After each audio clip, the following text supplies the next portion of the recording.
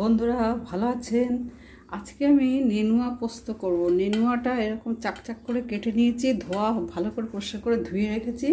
আর এখানে আমি এই পোস্ত নিয়েছি 2 চামচ, 1/4 চামচ ধনে, 1/4 চামচ জিরে, নুন, হলুদ, আদা, 2টো কাঁচা লঙ্কা আর আর কাশ্মীরি লঙ্কা, তেজপাতা, শুকনো লঙ্কা আর এখানে জিরে মৌরি দিয়েছি, জিরে আর মৌরি ফোড়ন। এবার এই মশলাটা দিয়ে দিলাম,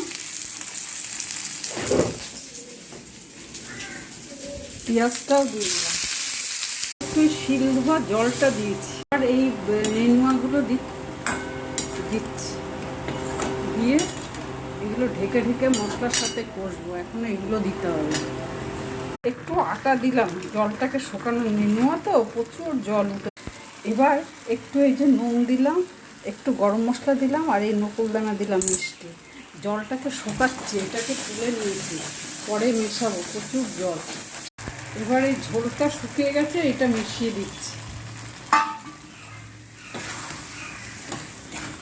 পোস্ত নেনুয়া তৈরি হয়ে গেছে। ওপর থেকে একটু তিল ভাজা ড্রাই ফ্রাইড আর পোস্তর দানা ছড়িয়ে দিয়েছি।